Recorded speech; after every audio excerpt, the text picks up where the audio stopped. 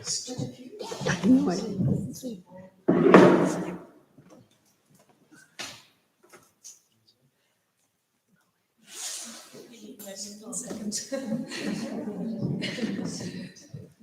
that it's like. What? Synchronicity that we're late. Here we are. So you can be on time, right? Yeah, that's it.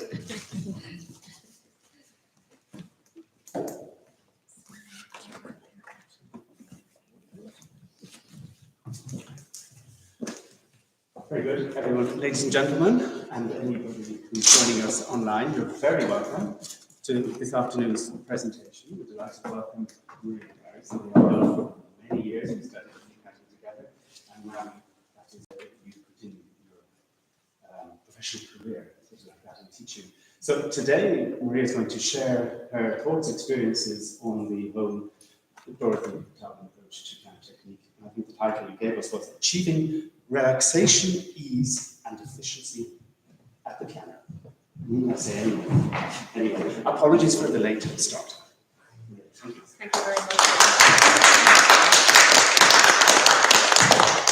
Thank you very much, and it's a pleasure to be here, and I'm delighted to be invited by EPTA Ireland to give this talk. So it's the topic is obviously something that's very personal to me. Every pianist spends hours and hours and hours and hours in the practice room trying to achieve, finding out how to meet the demands of this instrument, how to achieve ease of the instrument, how to achieve relaxation and still contend with the demands that the repertoire presents us. So what I'd like to do is start by sharing a little bit with you about my own personal journey. So I'll go to the stage of when I was just completing my master's degree at the Royal Irish Academy of Music, where I now teach. And I was starting to do very well as a young pianist. I'd won a lot of competitions. I was starting to get a lot of concert engagements, and I was delighted with all of this. And of course, I was practicing very hard. I was always very focused and very dedicated. And so I got busy. And when I got busy, the practice augmented. But eventually, I ran into a big obstacle because I got injured and I developed tendonitis in my left arm, just right here, and I still have a little lump where there's a little buildup of scar tissue from that injury, which is more than 20 years ago. And what I had to do was take some time off, and I had to take about 3 months of rest where I wasn't playing the piano much. I had this strain in my left arm. I also had strain in my right arm, even though it wasn't, say, at injury level, if you like.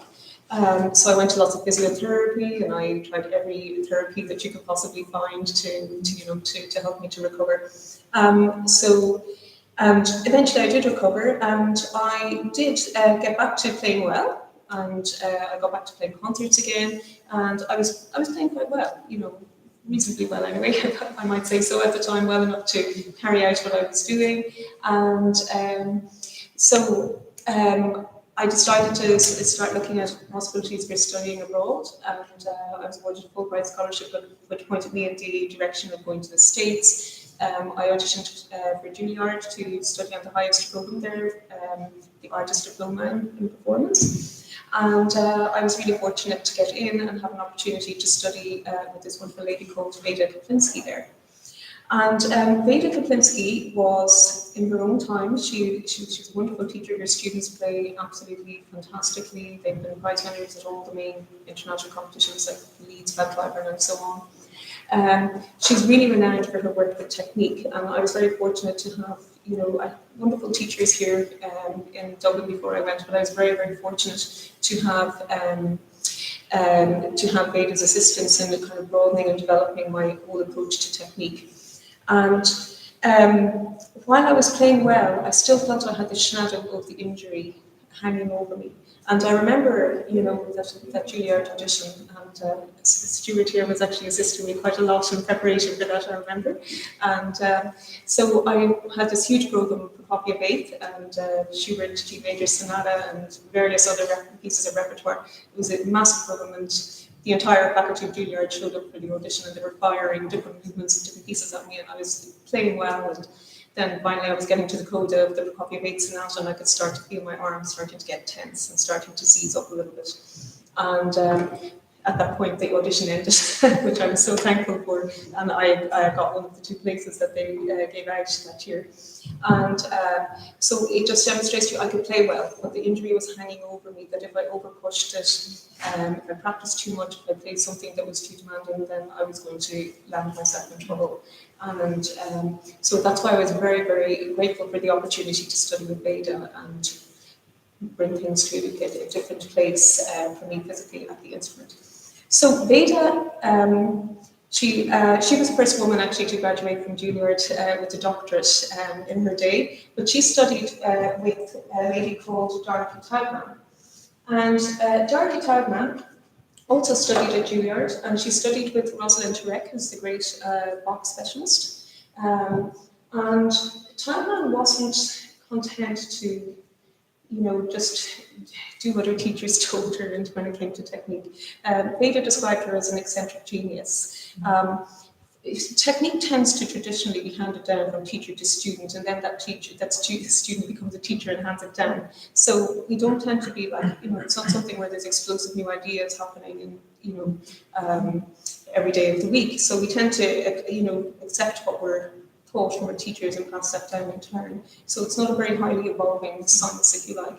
But Taubman wasn't content with that. So she started to do her own research into, the physics of how we play the piano, how the body works mechanically.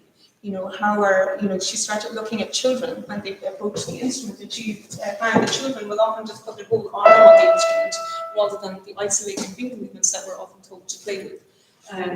So that they play in this natural way with the whole arm. So she looked at that. She worked a lot with physicians and medical people, we're learning about physiology.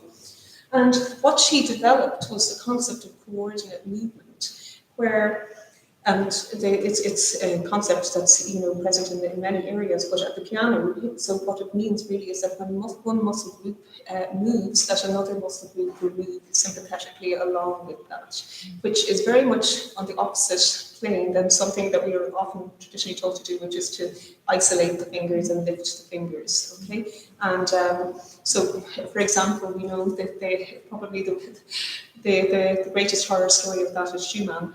Robert Schumann, when he actually, there were machines, I've seen pictures of them recently online, and he had some kind of a machine where he put his hand through and the fingers were kept still while he raised one, and of course he damaged himself irreparably and couldn't play the piano, became a composer, wonderful composer, which is very fortunate for us that he did, but he wasn't too happy at the time, I believe. And so anyway, the idea, so what Schumann did is very extreme, but it's basically a case of when we try to isolate muscle groups and work with extreme movement of the muscles, how we can cause damage.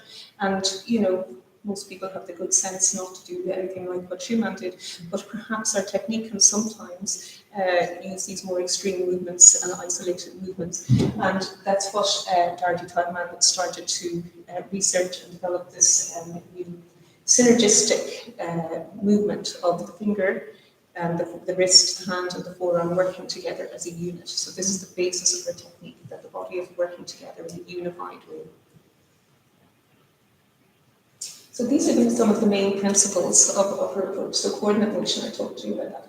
Alignment of the arm, the hand, and the fingers. So in the Taubman approach, suggests that when we play the piano, that our fingers, our hand, and our forearm are working together in alignment.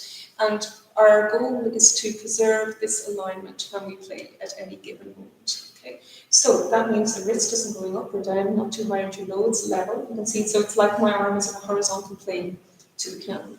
Okay, so that's the alignment issue. It uses the mid-range of motion. It avoids extreme motion, right? So it uses what's closest to the point of relaxation. We try to remain closest to the point of relaxation, so we avoid extreme movements. Okay, minimal muscular effort. Via division of labor. So when you're using unified muscle groups where there's movement in one muscle group and then another muscle group, there's division of labor. So we're not depending on one finger to create the sound. We're using the finger, the hand, the arm to create the sound all in a unified way. And guess what? It gives you more sound. with a lot more ease. Okay. So she also balanced out the 5 fingers. So if you look at your hand, so everybody's hand is pretty much the same shape. The thumb is short and works with a different muscle to move it. The 5th finger is invariably very short. The 4th finger is shorter than the 3rd finger, and so on. So they're all of unequal lengths and unequal weights. Okay. So what we traditionally have been taught to do is like to maybe overwork the 4th and 5th to render them as strong as the 2nd and 3rd. And we usually have been taught to do this by lifting them high and training them and so on, lots of hand and exercises and so on. And so Taubman used the forearm, the weight of the forearm, to support the 4th and 5th fingers so that there was more weight being distributed through the fingers into the keyboard, and therefore more effortless tone that could match what the 2nd and 3rd fingers could do with ease. Okay. The use of forearm rotation, I'll talk more about that. So forearm rotation is one of the principal movements. So the forearm is used to support and stimulate the fingers. She was very interested in the mechanism of the piano as well, and how the body can actually work with that mechanism. Right? So how we can use physical movements that are working in conjunction with how the hammer mechanism of the piano works. And so isolation of muscle groups, she avoids that, and excessive stretching is also to be avoided because these are extreme movements. So positioning of the instrument. So the seat height tends to depend on the length of the forearm because we want to find this horizontal plane.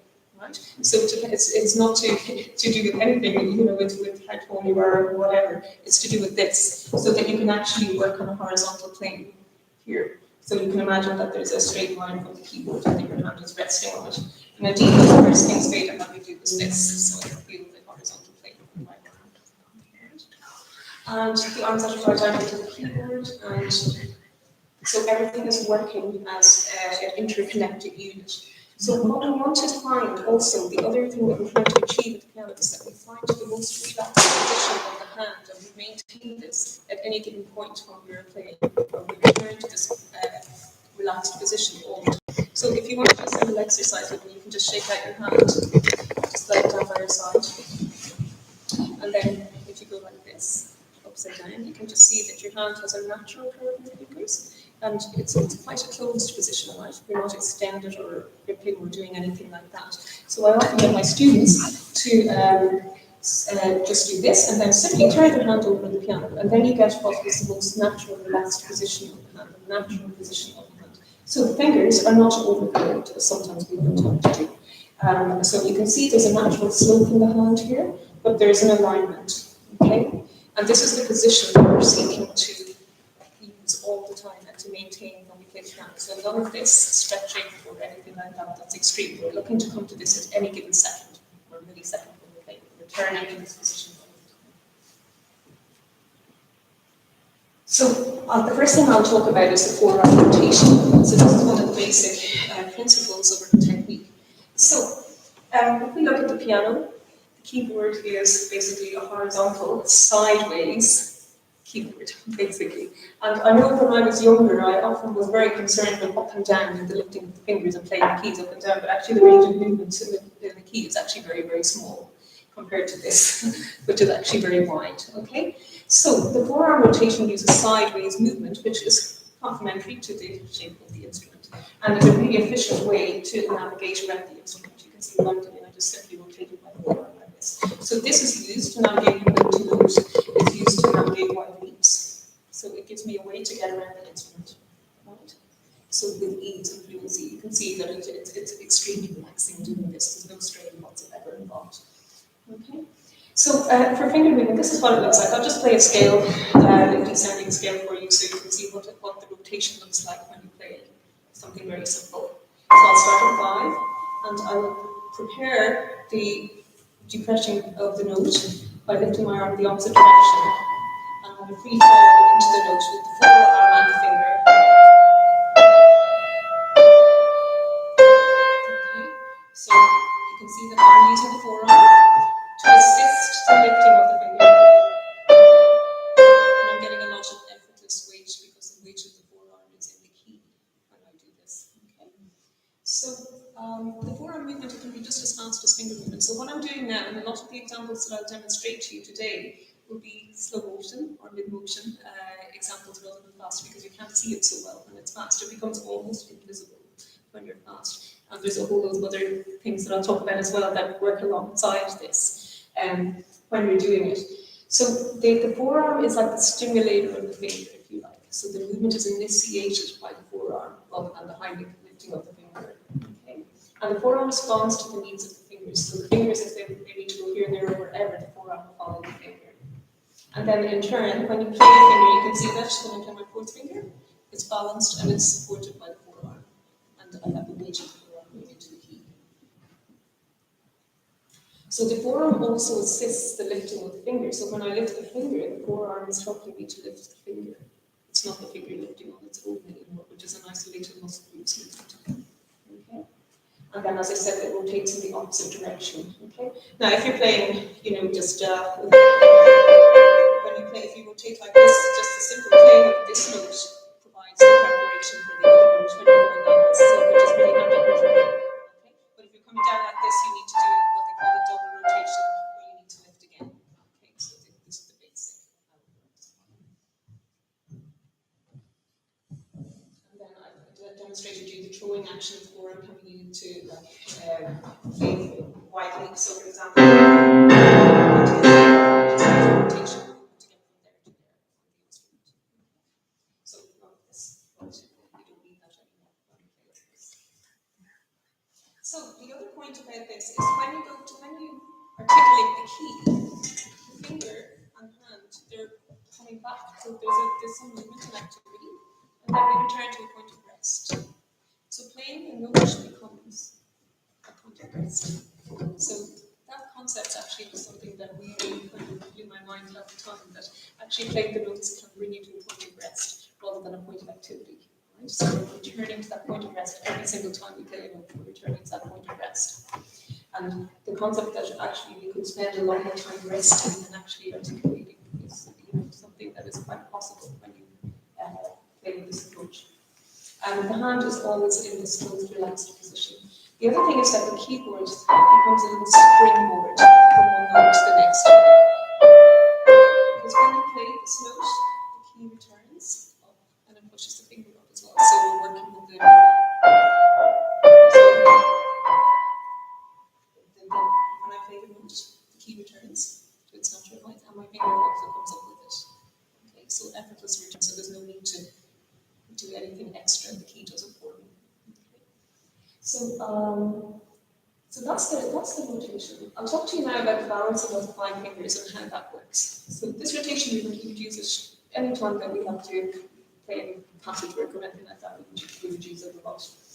The balancing of the 5 fingers. So we're looking to find this balance, what I'm talking about, this shape, the arm and the hand every time, so that the finger is never kind of unstable or unbalanced or overcurved. We're looking to find this.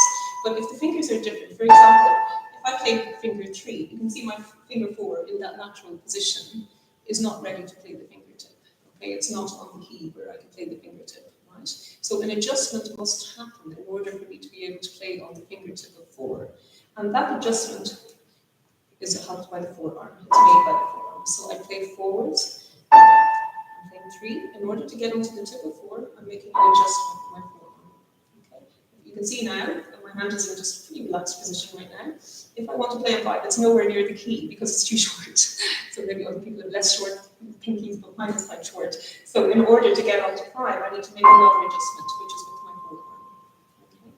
So this leads us to the concept of in and out movement when we play the 5 fingers, okay? That's the next thing that I will talk about. So I'll keep it simple, I'll go back to a scale. So if we're playing a scale, if I play my thumb, it's the shortest finger, so the thumb is invariably out. Okay? So I'm going to vary where I play the finger on the key. 2 is still quite out, and 3, because not much movement is, you can see just from the natural position of the hand, it's not much movement or adjustment is needed to play on the fingertip of 3 after I play 2. And then the thumb just simply passes under. And then to play 2 is still out, but when I get to 4 and 5, I need to go in to play them. Now to go from 5 to 4, I need to go in again to get from there to there.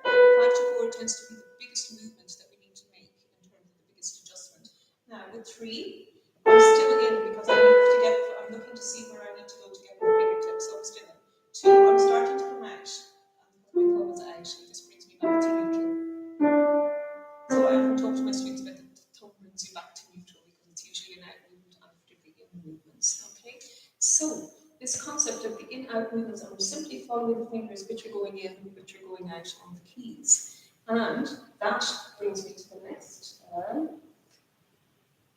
thing, which is that results, because the forearm is traveling with the fingers, this brings us to the concept of the walking hand and arm.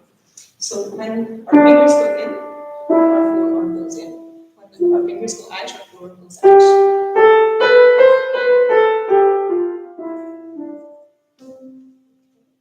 So you can see that the concept of the walking hand and arm. And so the walking hand and arm not only balances out the weight distribution for the fingers and also helps you to navigate by getting from finger to fingertip without any extreme movement of the finger. Traditionally, it's high finger lifting of 4 and 5 that would do that for you. But it also does something else. It helps you to create momentum and propulsion with the forearm via the traveling of the arm. Okay? So the forearm can be used to help. It's helping us to navigate around the instrument by creating a momentum of forearm through its movement. So it's like a propulsion device. Okay? And then the last, probably most important thing that I'll talk about that brings us is a follow-up on the walking hand and arm is the shaping. Right? So this means when I play a particular phrase or a passage, I will look and see what the shape or choreography or pattern of the passage work is. So, for example, what I was just playing there was the Mozart C major sonata. So I was playing that, this passage, for example. So I will look and see what the shape is of this. So you can see it's not, I want to find a legato effect here, so I'm not going to use just a rotation, which gives me something more mechanical, but there are times maybe when I want to use something, the rotation to create something more mechanical. For example, take from both sides. The G major sonata, we have this passage. We want something more, it's more jagged. The type of pattern that we're working with here is more jagged, so I'll probably use more rotation. When I want to play that, so I get more. Okay. So sometimes I'm using more shaping for the legato, which is the movement of the choreography of the forearm and the fingers on the keyboard. This is what the shaping is. Okay? And this means that sometimes the wrist and the position of the arm. So if I'm playing on the white key here, the position of the wrist is pretty level. As I move in and out, the position of the forearm and the wrist might get elevated, especially if I go up in a sharp zone. You can see that the wrist and the forearm are elevated, and I have a long arm. So my students will be talking about long arm, right? So here, now you see the position of my arm is raising and lowering. So this is a lot to do with the shaping. Okay. So this is what I call shaping, the choreography of the forearm in a fluid way. So if you think about the rotation, it's a kind of a mechanical side-to-side movement. The in-out movements are also a little bit rigid in terms of they just go this way and this way, but the forearm shaping allows me to create something much more fluid when I want, and that is very relaxing when you play like this. So it also maintains the forearm weight in the key all the time. It allows you to change direction with ease, right? So for example, the curve at the top of the scale can become something actually quite beautiful if you wanted to. Because we're using the shape of the arm to create weight into the keys as we want. Okay. So before I go on, I'll just give a few more examples about. So if you think the rotation and the in-out movement, the balancing of the fingers via the in-out movement, and then the shaping.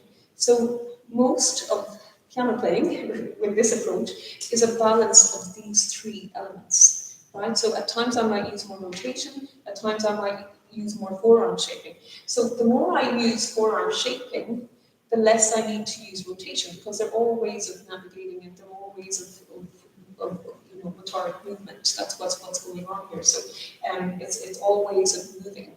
So the rotation is one way of moving. The shaping is a way that works with the rotation. For example, I'll play for you a little bit of Preiseriana, which is by Schumann, which was actually one of the first pieces I studied with Ledufinski. And I remember trying to play this first passage with 6 tuplets, and it's like a whirlwind, and it wasn't feeling very easy. And when she showed me how to do it with shaping and rotation, it just felt so liberating, because I thought I could express the music in a way that felt that my movements reflected the music, rather than that I was doing something that felt slightly uncomfortable and was causing me some strain, and I was trying to express the music at the same time, right? So basically, it's still more the flies there as slow motion.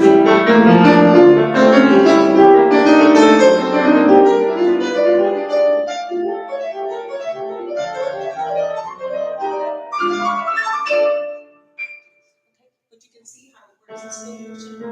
Walking in. See how much and in, especially with the finger.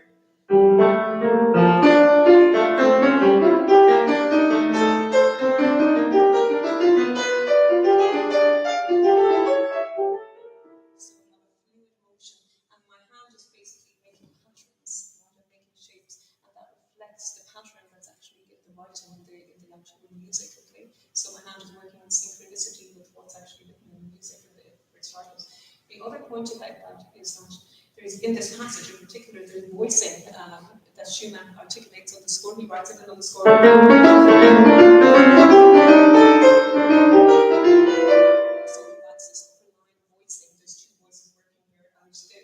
use of the forearm weight really helps me to bring that out. Hold my forearm weight a bit bigger, and it can sound just as loud as the second and third regulars. So I have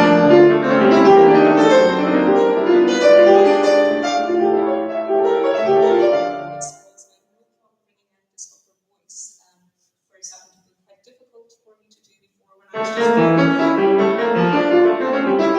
more mechanical approach to it, and now I can play it and experience this kind of whirlwind of energy in the hand also to be playing a whirlwind of notes at the same time. So that's an example of it. Another example, I mean, if I go back to how it works in terms of if you take something like I don't know, something like some Chopin etudes, like if you play wind etudes, there's a lot of rotation involved in that. It's inherent in the feeling of that. So I do some rotation with it. Okay, so I'm also using some shaping. It's not knocking creating a shape that works with different. So there's a line there that I'm also bringing out with this shaping.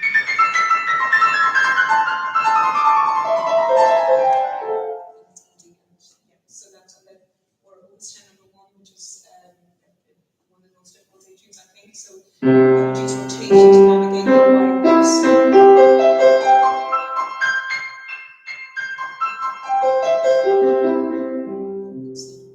So rotation is there. So the stretching is entirely eliminated, because if you can see when I play my thumb, my hand is closed. With my thumb to get to the G, it's there's no stretching. It's instantaneous. Right? So if I want to make it faster, I can use faster rotation. Right? And so I would use quite a lot. It's a different type of rotation. Like this is like so rotational up here, but playing winter wind. Here it's a little bit more involved with the shaping. So I would also shape out and in. Right? And you notice when I play, my fingers return to rest after I play each note. So I'm not holding anything fixed. I'm not holding this fixed position at any point. And that allows me to travel. You can see my arm and hand are following the direction that I have to travel in, which gives me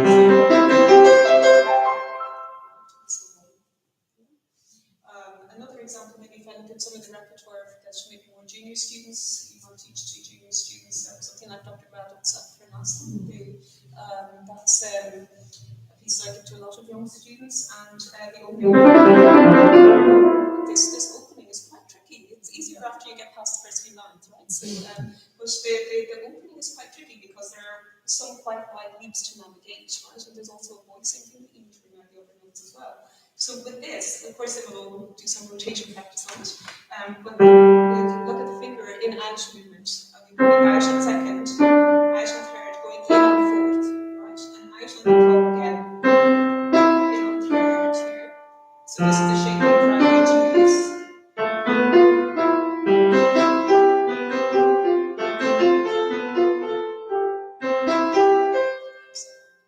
So I'm going to go a little bit faster.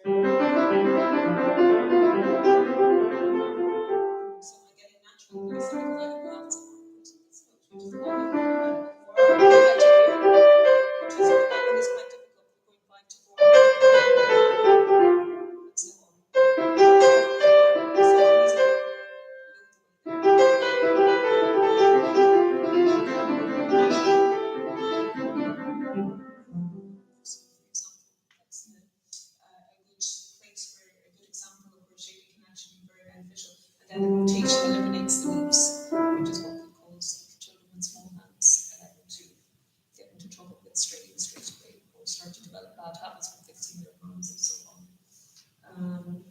other examples like for release or something like that for shaping. You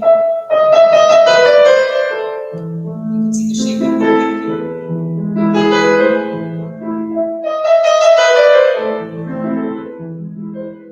So you can see how it's shaping.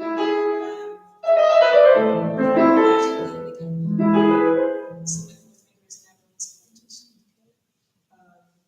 And then, of course, when we get to this part, this part in the middle for release, so then we need more rotation. Okay, so we need this. When I want to, when I play this, of course, I want to bring out the lower part, right? Not the upper, we don't want to do that. Okay, so what I'm doing here with my rotation is I'm going to make a bigger movement, give bigger amplitude in the rotational movement on the lower note and a smaller rotation on the top note. So you can see I'm doing a bigger note and bigger down. So that gives you that. The shaping is also something, most of my examples so far have been passage work, but if you play something beautiful and slow, it can also, the shaping can really help you to create a phrase. Let's see, so something like a Chopin nocturne, maybe like the major nocturne, but this is.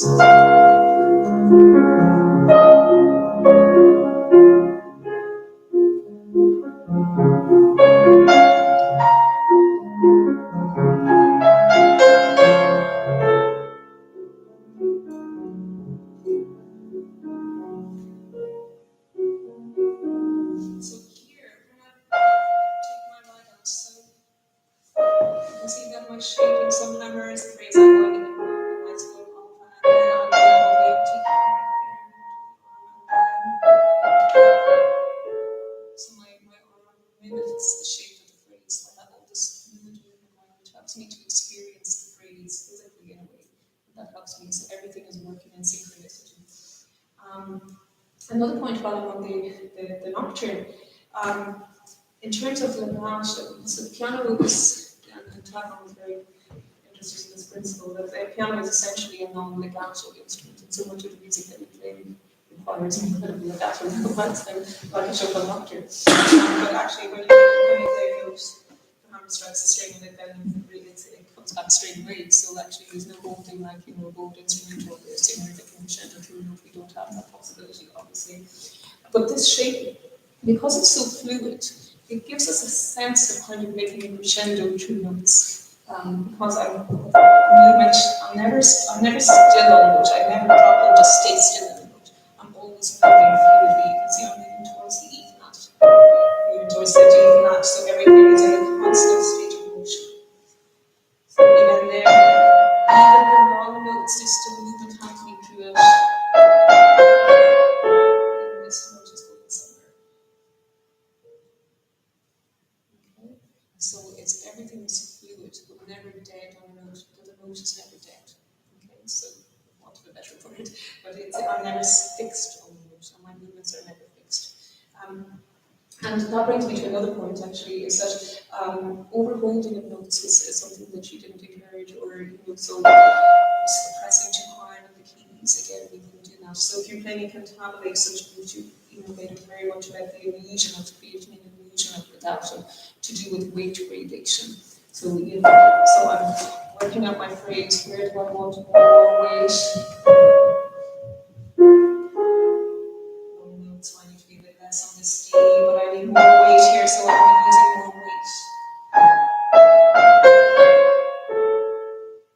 And I want to slow approach here, and I'm taking the weight up. You can see that I'm using this movement with the shaping movement to take the weight up. So that's very useful, say, at the end of a Mozartian phrase where you get these prompt endings, for example. So these feminine endings, it's very useful for just simply taking off the weight of the fluid motion, and you get this natural decrescendo as a result. Yeah, so that's more or less the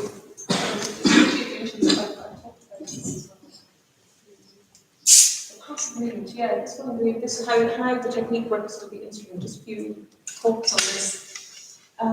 Passive movement. So if you stretch your hand, or try this if you like, if you stretch your hand out as far as it can go, it will be stretched as far as it wants to stretch, okay? But then if you use an external force like your other hand, you can just try this, you'll actually achieve a bigger stretch, okay? So an external force can actually help us to stretch our hands further than we can do it on our own. And Taubman liked the idea of using the keyboard to achieve that.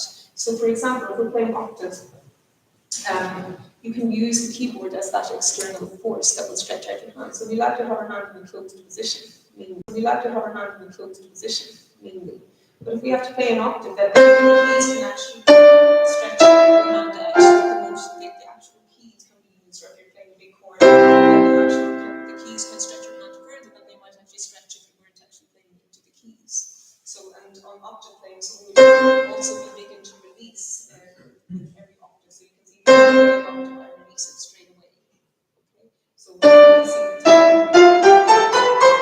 Again, this is working with the mechanism of the instrument, using the instrument as a springboard, where we're working with the rebound of the key, because again, like I talked about earlier, if I put down the key returns and it pushes my hand up again. Okay, so it's natural. So you can see that when I go loosely into the keys, my hand springs back to a closed position naturally. So when we play octaves, we manage to do this. So the concept for octave playing with this approach, the concept of fixed hand when you're playing octaves, so you don't play wrong notes and you keep the octave in the shape of your hand. That's gone. Okay, so it's you've heard you're going to be stretching octave. You know, I will say that when I changed to this approach of playing, some of the challenges were like changing from that sense of control that I thought I had with which I did have with the old way of playing, in terms of fixing, and fixing hand position, so you're preparing the notes in advance and so on. Whereas this doesn't give you that.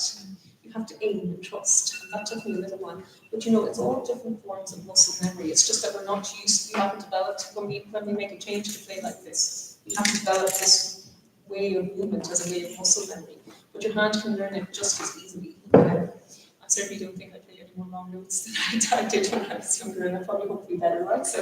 But anyway, with octave movement, it's that, and so you can see also with leaps as well, the idea of the closed thing, while I'm on octaves, I'm thinking of Beethoven 1 and out, when you have octaves. So you can see what I do here, if I want to play these octaves, I'm closing my hand, I'm reach. So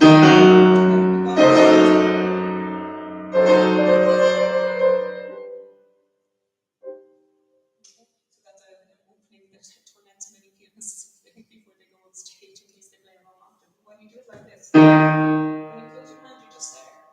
You're right there. And then you just open it again. And it becomes a relaxing movement.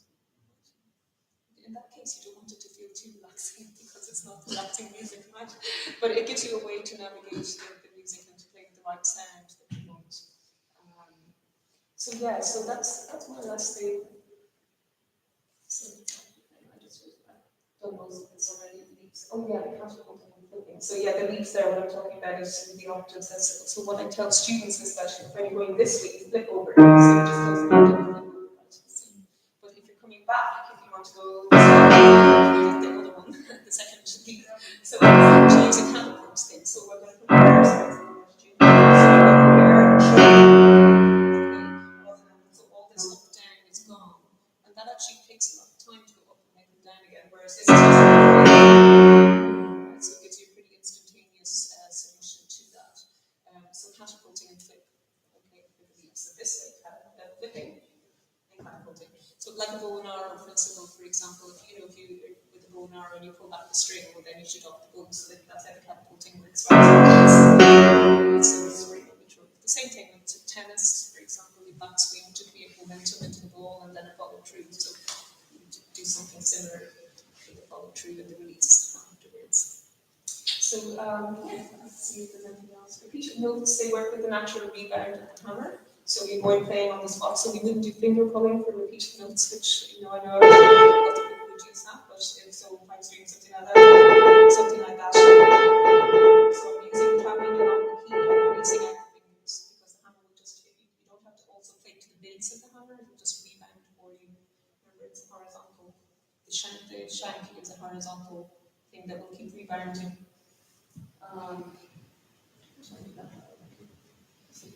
Fingering. So what I found is when I started to play like this, my fingering changed as well, because no longer was I avoiding playing 4 and 5, like the plague. Okay, so the fifth finger becomes a strong finger when you play like this, and so I would actually use 5 5 a lot whenever I can now. I would also start, because we're using shaping, I started to also to find that I would use my thumb more in the black keys, whereas I would have maybe avoided that. So it just gives you new possibilities for fingering. Another maybe slightly what might appear strange fingering is I started to use 3 and 5 more instead of 4 and 5. And for example, if I'm playing B flat to C, my hand would fall naturally from 3 to 5 there, rather than 4 to 5. And if I want to rotate from 3 to 5, it actually requires less movement than 4 to 5, which requires a big movement. 4 to 5 requires the biggest movement of rotation. So I tend to use 3 to 5 more than 4 to 5 if I'm playing passages. So you find me changing the fingerings for students that are in there in the book a lot with these things. I was fortunate to come to this technique as a result of injury. That was what drew me to Veda, because she was so renowned for her work with technique. And it's certainly, I've been teaching in the Academy of Music for 15 years now. It's absolutely flown, but I'm happy to say I've never had a student who has suffered any injury at any point in the 15 years, or any strain. They don't play with strain, and I mean, I have students from quite young up to postgraduate level, and they play some of the most difficult repertoire. They play, at the moment they're playing things like the Seventh Sonata, Bartok Third Concerto, Schumann Carnival. And then the juniors are playing lots of standard repertoire, Mozart, Beethoven sonatas and whatever. But they navigate it without any strain. So there's literally has been no strain in my studio, I'm happy to say. So it's certainly helping people to play with ease. And there are a high percentage of pianists who develop strain and injury. Very, very, very high percentage of pianists. And, I see every year a number of pianists here in Dublin that are incapacitated because of injury. So this technique really avoids injury. It simply does. I personally have never had any strain since I changed. Never, not a moment of strain. I still have to practice. I still have to work hard to find. You see, it's still the same process of finding a way to navigate the instrument and navigate the difficulties that the repertoire presents. You still have to find that, but it's in a different way, using different muscles now. Okay. People often ask me, okay, so perhaps if not going to maybe make it home and playing like most of your life with your old technique, you might not. I was maybe 21, 22 when I changed.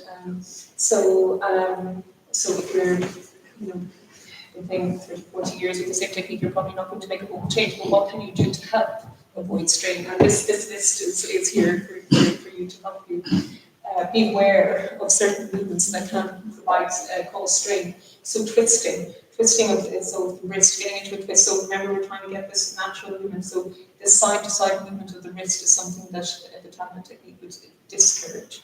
Okay, because it's an extreme movement of the wrist, and also it causes a certain strain. Actually, it limits what movement I can do, and this causes a strain here. It's a very minimal strain, but if you're doing this, if you're playing Chopin Etude or something, and you're using this movement constantly through this. I was thinking one where you do that, but perhaps even over 10 and a 1, people might use side-to-side wrist swiveling. That's an example where you could do that. But there's a small percentage of hard work, effort, possibly strain going on in your arm that, yes, we can practice and build up the musculature that it might work for you, but for a lot of people that may cause a strain. Okay, prolonged stretching.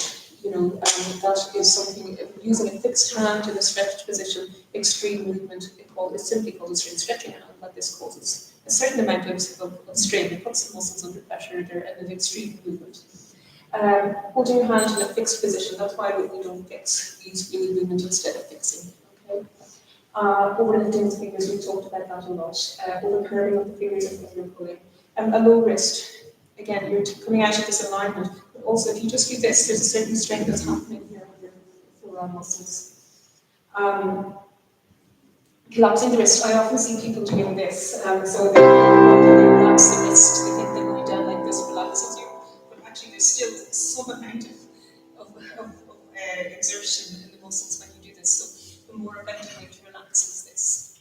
Okay, because the hand is just in a completely, it's in its natural, remember, the natural position that we found. The hand is returning to that, whereas that is not bringing you to a natural position. Also, I drawing out the keyboard when we play like this.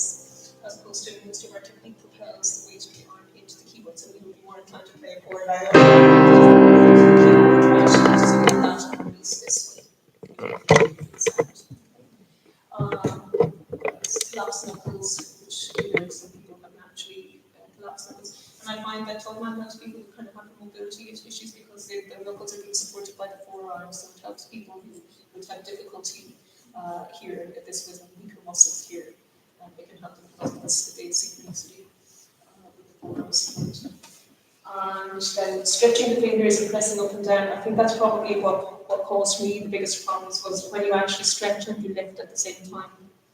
And that's because my hand isn't huge. It's not tiny, but it's not huge. But so I was probably stretching a lot, beyond my comfort zone and lifting at the same time, and that causes a lot of rigidity here in the forearm, which is where I got the injury. So so just things to look at. The connection between the expression and the technique. So for me, it's like a marriage between of your physical movement and the music. It just works together so beautifully and in such a synergistic way that it really playing like this, the fluidity of playing like this, just opens up, it liberates your artistic expression. You're not, your movements are in synchronicity with what the music is saying. You're at ease, so you can express. Right? So you're not struggling with the unrelaxed movements and you're trying to be relaxed at the same time and be expressive. Right? So it really can help things like phrase shaping this fluid movement, creating a sense of direction in the music and so on. And then finally, the benefits of the approach.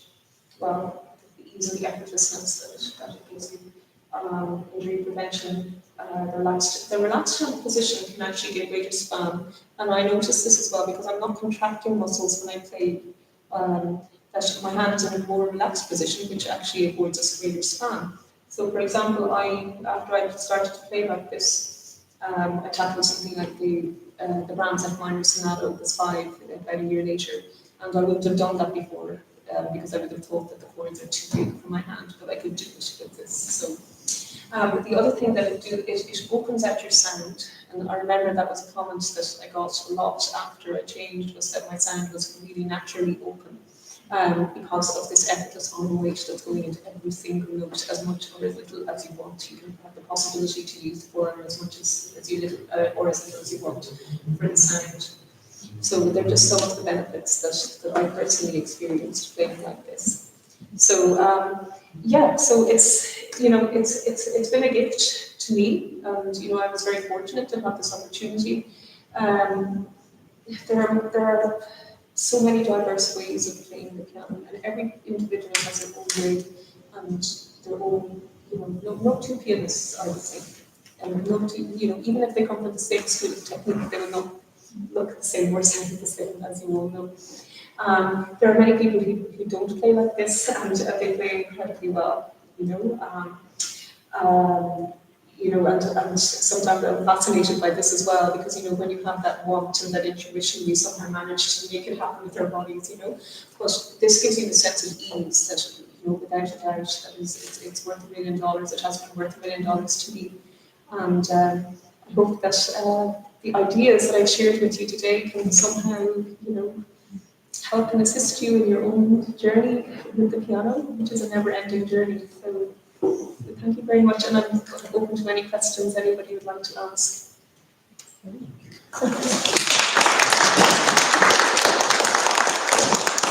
was wondering if people would like, we could take a short little break for tea and maybe come back then for some questions. Yeah, sure. Whatever. Or if there's anything pertinent that people want to ask now, yeah. Yeah, okay. Well, I do have two short questions.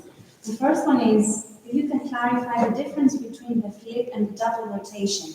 Is it the same movement, and the difference is that we're just moving? It's very similar. It's the same. It's the same basic movement, if you like, because the double rotation is a shape. Let's say if I go, I'm using more. Probably it's a bigger movement to make the leap, right? So I'm preparing and I'm throwing when I do that. Same way I prepare and I throw. So this is like a smaller version of the same movement, right? So it's the same principle. Or if I do the flip, same thing. But actually there's an extra part of the flipping because I'm turning it in my hand and I'm looking at it. If that makes sense. So we don't have that when we play concert work, for example, with the rotation. Right. No, I understand. Yeah, And The same principle. yeah.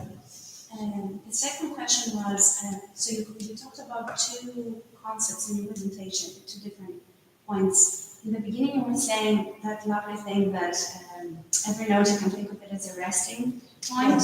Yeah. And then when you were talking about the cantabile sound and how the piano is not a legato instrument, you were saying how one note can lead us to the next. Do you feel that these two concepts are contradictory to each other, or they are, kind of point, really good point.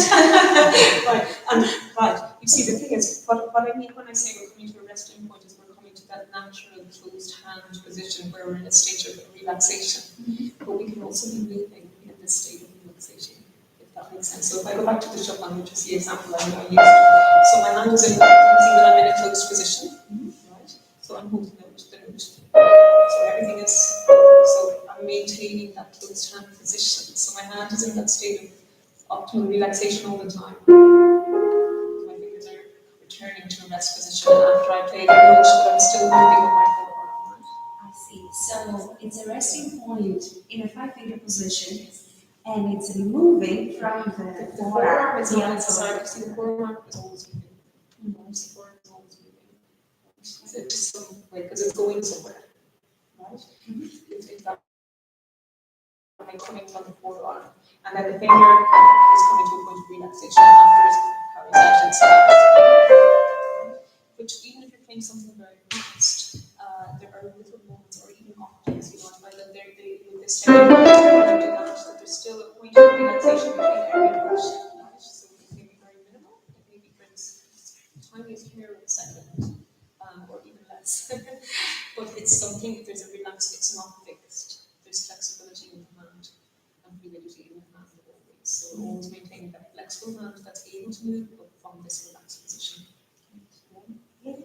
So they're always, two concepts always implementing each other. Yeah, exactly. So they're all working together. Thank you so much. Concepts always implementing each other. Yeah, exactly. So they're all working together. Thank you so much. Yeah, thank you first of all. I really enjoyed your talk, and I really liked how poetic the gestures looked and how there's this harmony between the gesture and the music, which I think is the hardest thing really to do. I wonder if you could spend a little bit more time. This is one of my neuroses, but I constantly change, which is another thing, my approach in terms of distance and height. Constantly experimenting, and I wonder if you could delve into a little bit more depth how to make that decision work for the student's particular or my particular body and handshake and neck and all that stuff. Yeah. Do you mean like you're sitting Yeah, position like at the this, piano? yeah, distance this way or height. See, that depends on the length of your arm mainly. Because remember, our sitting position depends on the length of the arm, right? So and then the distance from the piano. So obviously it depends on the length of your forearm, right? So every student will sit slightly differently because some people have actually very long forearms and they have to sit a little bit back, so or else they're going to be, right. So you want to have comfortable range of motion at the instrument with your hand. So you need to be able to move in and out and this way also. Okay. And another thing actually, something I didn't say that might be helpful to you in this respect is that we also have to navigate side to side. So we're playing up here, obviously. Our alignment has been compromised a little bit. So when they say that when you're sitting like this, that when you play, you're kind of adopting a V movement, so that we're adjusting our torso, our upper body to accommodate the alignment of the arm and the forearm when you're playing down here. And then back here we need more space because we have to navigate here, right? And then we go here. So I'm rotating from side to side in the chair. That perhaps might help you as well. So it's not like, again, our body position is not necessarily fixed as we do this, right? So it's also fluid, right? So, but I would say go with the length of the forearm, and but again, if you're sitting too high, you're not going to get that alignment if you're experimenting with these ideas, right? So if you sit too high, you're going to lose that. If you sit too low, you're going to get that. You're going to get the falling wrist. Right, so if you look at, so let this be your guide, and then from there you just, and as I say, it's a different solution for every student. students. Sometimes I have students that are very tall and they have long legs and they have to like try and find something comfortable for their legs as well. So we have to factor that in. So it's, you know, it's yeah. So let this be your guide. The alignment is your guide. Thank you. Does anyone else have anything that you would like to ask? It's not what you said there, but when you're getting your alignment, where you push forward backward, your teacher, it shows you how to put your arms up the latches. Yes, yeah, that's actually a really useful tool actually here. So this is what you showed me just to get the rotation going. So we have the idea of the horizontal plane underneath. Your arm feels very relaxed when it's like this. Right? So just like this, and then obviously this way. Or to hold the leg like this and simply do this, just to get that movement going, because you have to develop that movement too if you're not used to it. Right? I find people are usually good in this direction. I call this tapping, by the way, with my students. I say tap, tap, tap, tap, tap, and they have to go this direction. And then this way, it's, you know, it's something different. They have to go the opposite direction. Right? How do you call that? I know. Which they tap, tap, the tapping. Yeah, this is the tap. Oh, the going tapping. downwards is tap. So we Where have do the you go opposite. for Yeah, I don't have a I'm curious. I need to think of something. So, but it's this, right? So, yeah, it's the opposite direction. So I often tell them that they need to like face their knuckles towards that wall a little bit so that they can carry out the preparation. Right? So I might just tell them that. So, some other analogies do I have? Like, so Jasmine, my student, with some of these. And so I often say that when we're playing octaves, for example, that our hand is opening and closing like a fish's mouth. Right, so like, so we're returning to the closed position all the time. Right? So yeah, and sometimes we need a darting from, you know, so I think I'd say it's like a snake's tongue. So yeah, I haven't caught by them all yet, but yeah, I'm not working on it. If anybody has ideas, try ways to make it fun. Of course, if you've got, you know, well, young and old students, it should not be fun with some of the students as well. Yeah. But this is a good way to start. And that also, I mean, it's good to go sideways to do that, so it's not right, but it might give you a sense of where your arm needs to rest at the key then when you turn around. How do you do that with your younger students? Yeah. I mean, it's all the better if you can start like this and you don't have to make changes. So, you know, obviously if they start, I don't take beginners in general, but they have something done before they come to me. But if they're quite young, you can start working on this straight away and developing it straight away. Then, you know, I have some students who are older, you know, 20 degrees and so on, that have been with me for a few years. I have people who come in, say, for master's degrees or something, and they have quite well-formed techniques already. I wouldn't necessarily start overhauling every pianist. It depends on, so, you know, just thinking of a particular student at home, she functions very well with excellent finger work and can, you know, rip through shuffle tunes amazingly well, but needs to develop fluidity, for example. So what I would do there is I would start to integrate the concepts. And already I can feel the fluidity is coming better in the sound. The possibilities for sound, different touch and different sound are, you know, really open up with this approach. Whereas if you're just using the fingers, the possibilities for sound and different types of touch are much more limited. So I would start to integrate the concepts where they're needed or where they're having problems. If they're not having problems at all, then we just, you know, depends on what the music demands, you know, so. Yeah. And other students, if they're having difficulties, I will put them on intensive, you know, technique, you know, I won't say program, but we will work intensively on technique if they need to, if what they're already doing isn't functioning well for them. We'll make some changes. Yeah. So it's not a package, you know, it's different for every single student and what the needs of every student are. So, yeah. And again, they will all take it and they will, I have my own slant on this, you know, of course, influenced by, you know, the teachers that I studied with before Beta as well. So, of course, that all comes into play, you know. And every student will download it in a different way. They all look different and play differently, you know, so it's amazing. So everybody will put their own slant on it.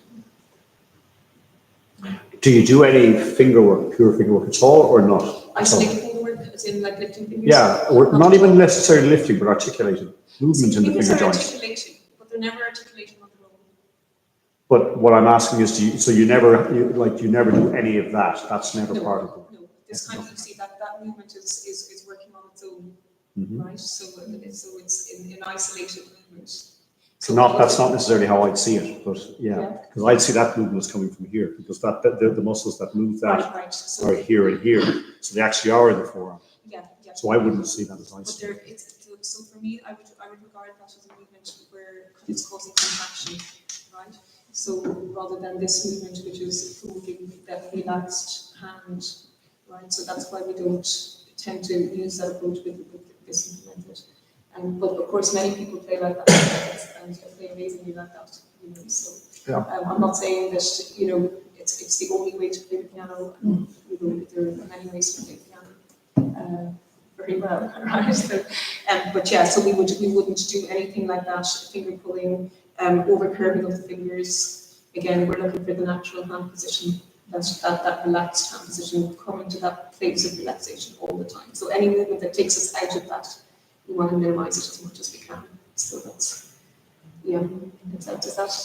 Yeah, it's interesting. And preparation then, I mean, it seems very unprepared to me what you're talking about. Going to a note, I would always feel you go to the note before you play it, so that I want to be on a note before I play it. So this notion of just arriving and doing it would be shocking. I'll actually add to that because there's something about that. So what I would say is that when we use the free fall, and sometimes we do need a free fall when you're playing it. So for example, if you're beginning of the Beethoven there, you don't have time to, the 111. You've also played experience every day. Sure. So yeah, you don't have time to stop before you play the note.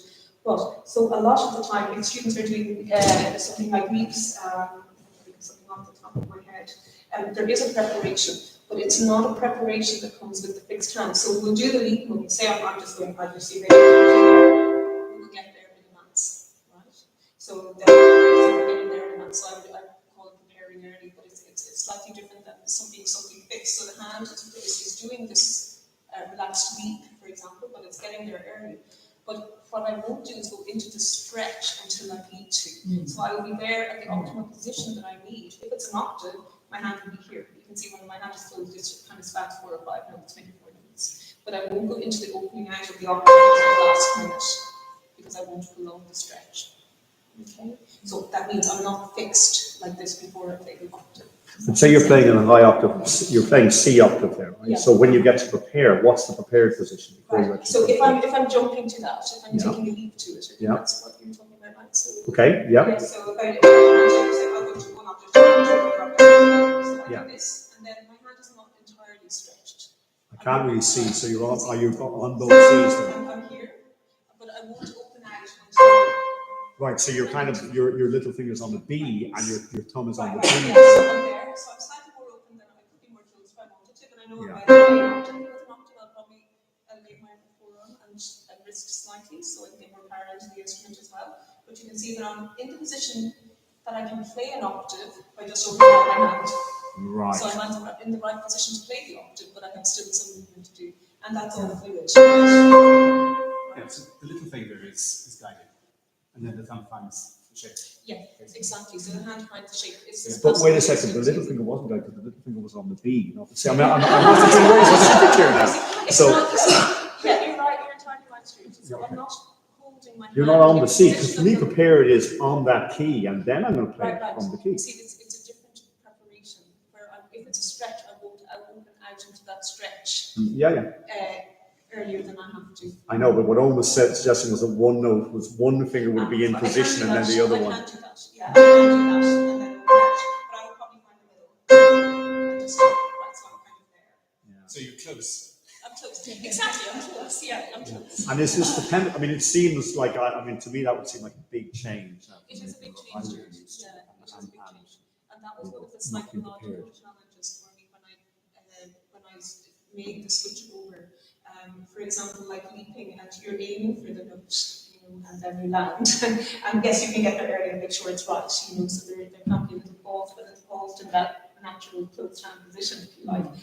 It is a leap of faith to some extent, but you train your hand to make those leaps, and it's really possible. So, it's really. But also in fast passage work, I mean, I would be kind of very keen to be on the keys as much as possible. That I'd be in that position. I like those movements. I mean, they look good. The rotational movements look good, and I think that there's definitely something that. There's some of the other this preparation thing would be problematic. And I'm just thinking of the Opus 10 number 1. I mean, if each note is, you only prepare the note before, you don't even prepare it, you just go to the next note. Think of the assumption, the C to the G, that's the or the C, and then the pinky to the E. So, but each note, you don't prepare any of those. Right, we're not fixing. No, I don't mean, well, no. You see, I might prepare that by being on the first 3 of them. I wouldn't be on the E, but I'd be on the first 2 at least, and probably the fourth is reaching. That necessitates fixing. If you prepare the first 3, and Even the first 2. What about rotating, say, using pivoting on, say, the second? Yeah, so all right. For instance, if C8, use the The C the G G as a pivot. Right. So you And balance you see, the that's G. using it. So this is the rotation that you don't like. Right. You see, this is the swiveling of the wrist, right, which we don't tend to use. But you could because still then do the it with that arteries are movement, not- surely. You could still do it with that movement. Yeah. Going over You like can, but that. you're holding your hand in a fixed position, which is taking you out of that closed hand, optimum relaxation that you want. So anything fixed is taking you into something more rigid also, which goes against the fluidity of the gesture and the shaping, if that makes sense. You can see my fingers are following each other rather than staying fixed. So I played a note. It's just such a fast piece. I question the possibility of playing it with that, with what you're saying. I'd have to think about it.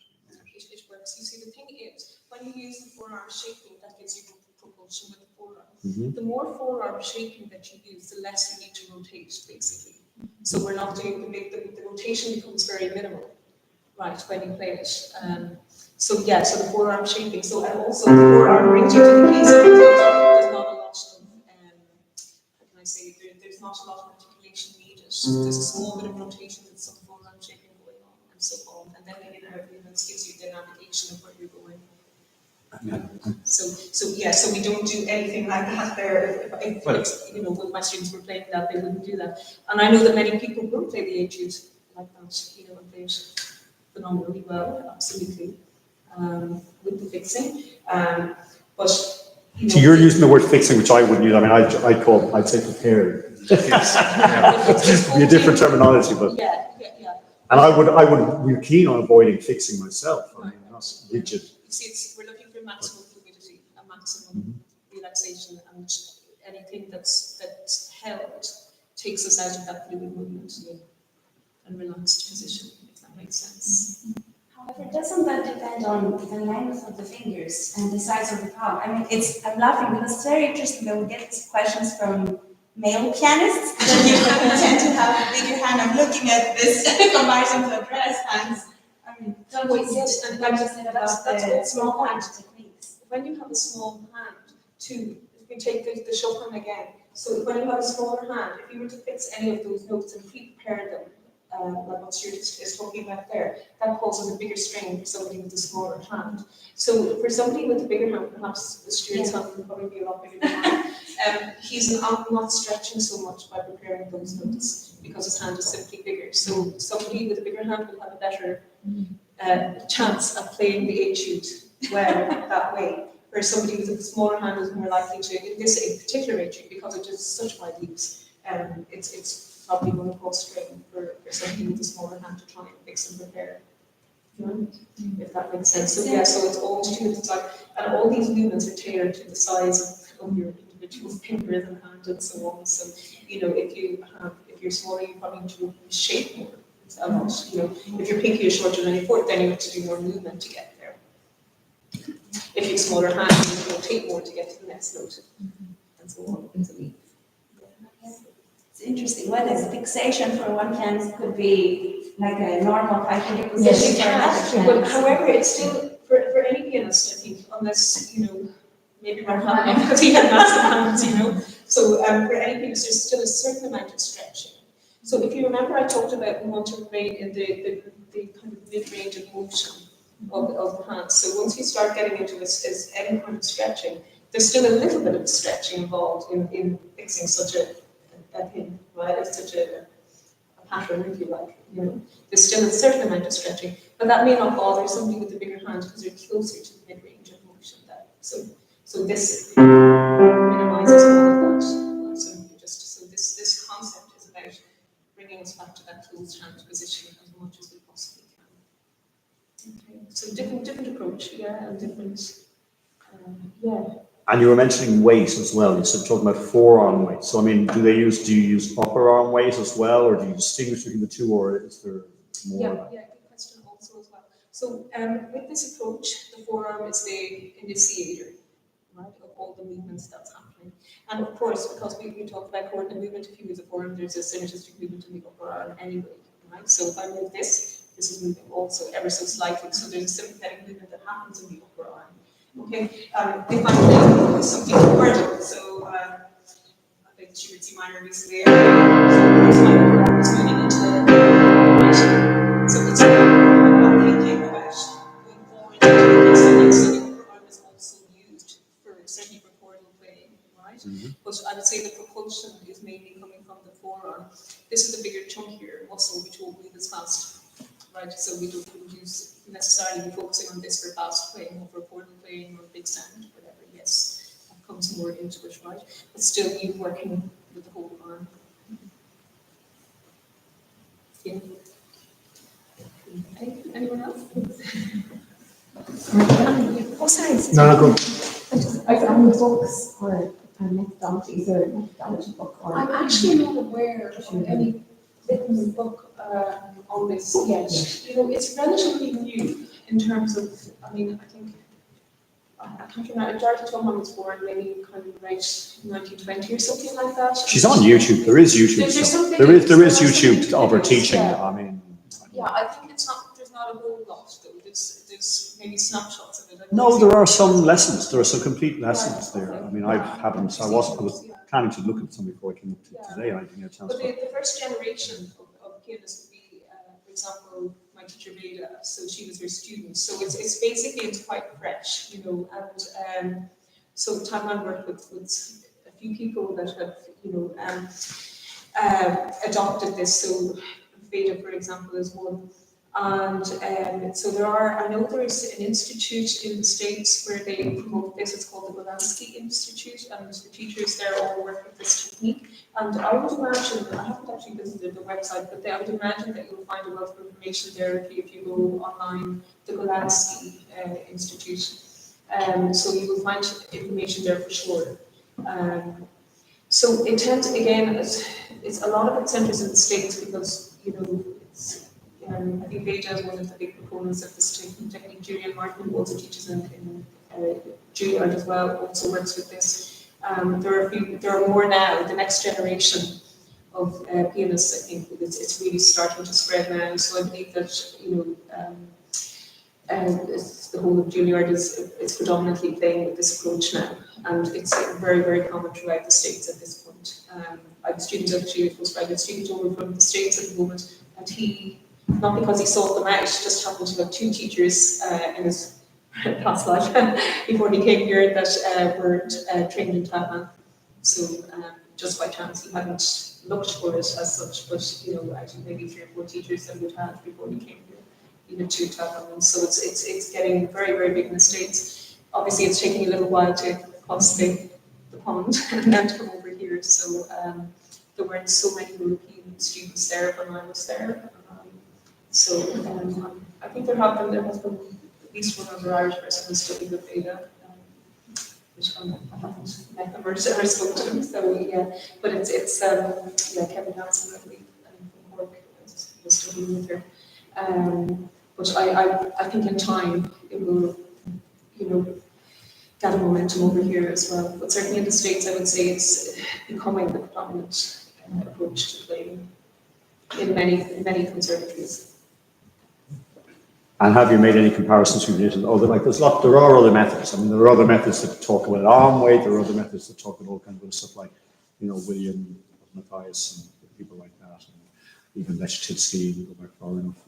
There's always have you made any comparisons between all these other methods? No, I've not delved into it. It's so much, yeah, I didn't go down that road. I mean, there is an arm weight, there's a whole arm weight history, like sort of in the 20th century. There's people who kind of advocate for that, and it's kind of, you know, as opposed to fingers. That's an old debate. It goes back. I mean, there are approaches that were, I think, you know, knowing people that, you know, maybe might have studied in places like Moscow, like Owen. I don't know whether you experienced it. I remember actually having assessing giving me a lesson years ago with Mussorgsky Pictures, and he was all about forearm weight, but in a different way than I use it here. So it was very much free-falling forearm weight. So he seemed to be very much of the school. And I know from some people who might have studied in Moscow, their techniques would be closer perhaps to you know, what I think a lot of Irish pianists had similar approaches for, you know, certainly Stuart and Owen, my generation anyway, they had quite similar approaches to technique. And well, and then we went obviously in other places, but as we grew up as young children, we came from similar schools of thought, which was involving fingerlifting and so on. But I think, yeah, certainly the Russian school is definitely closer because they use forearm weight a lot. Would you? Yeah, no, absolutely, you're absolutely right. Studied in Moscow, so. Yeah. Well, I mean, lifting fingers was something we would have been taught, which I rejected at quite an early Yeah. stage. I figured that's wrong, and you shouldn't really be off the keys when you're playing. You should be in touch with the keys most of the time. So that's why I'm a little bit skeptical, because you're talking about position, I want to be on the keys. And actually, that would be something that I would have kind of come across here. Yeah, okay. Yeah. Interesting. And yes, we would keep the fingers very close to the keys most of the time. Mm. Right, much closer to the keys than the way I formerly played before I started to do this.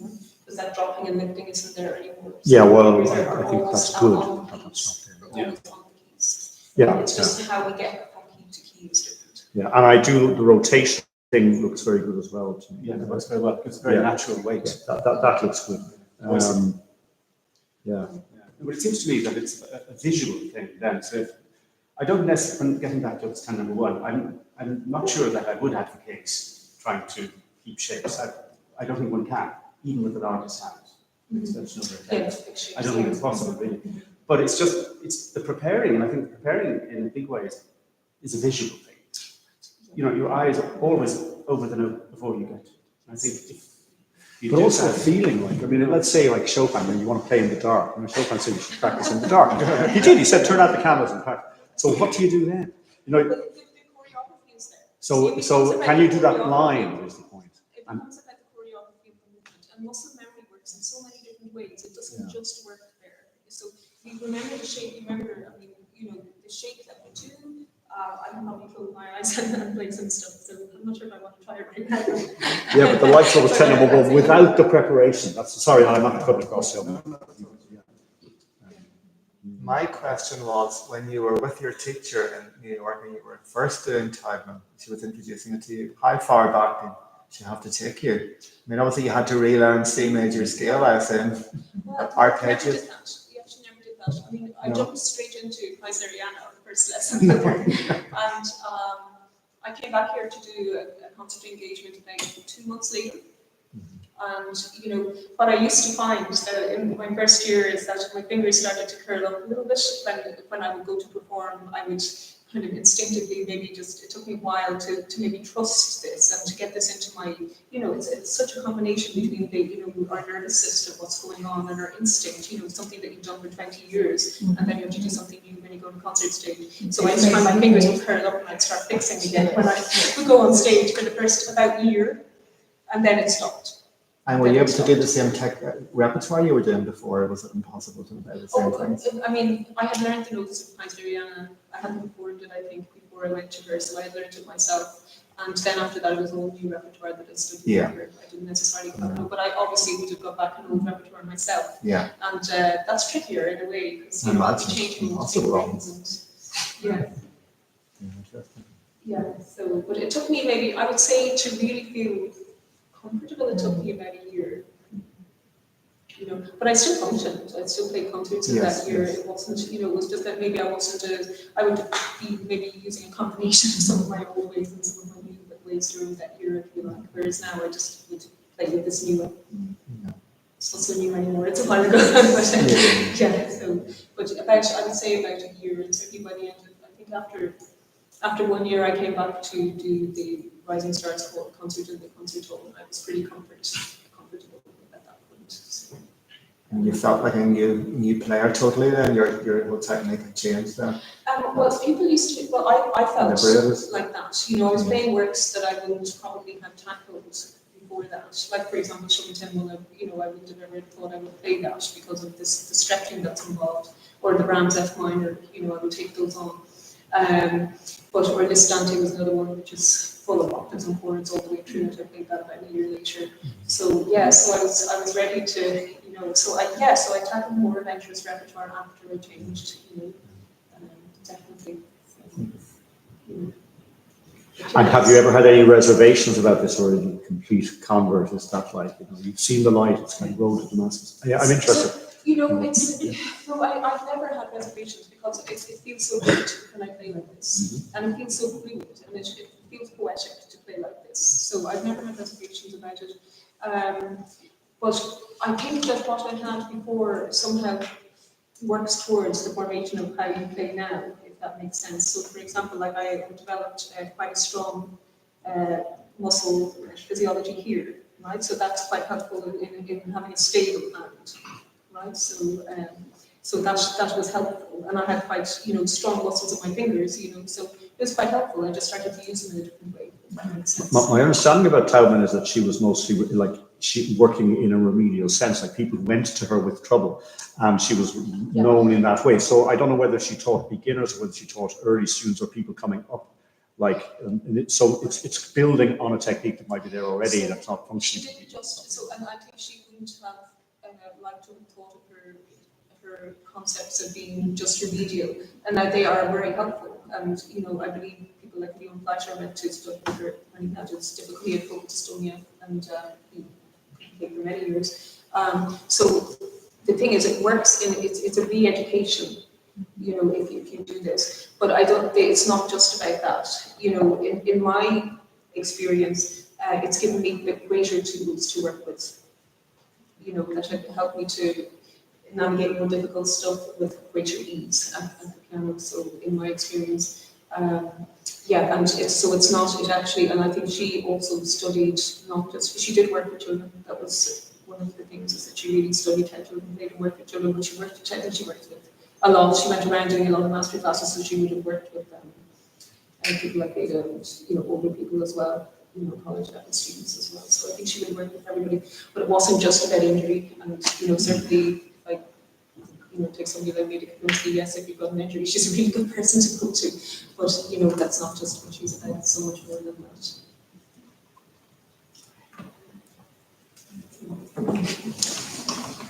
Pretty good. Any other questions? Or? No, well, Maria, thank you so much. I have to say, we thoroughly enjoyed that, most intuitive, and I think to me, it just sounds like a very natural sort of organic thing what you're describing. Certain things I'm willing to try, I think Stuart was saying, just to be converted maybe a little bit more. But you were most understanding, most descriptive in your passion for this, and you shared that very much. So thank you very much. Thank you.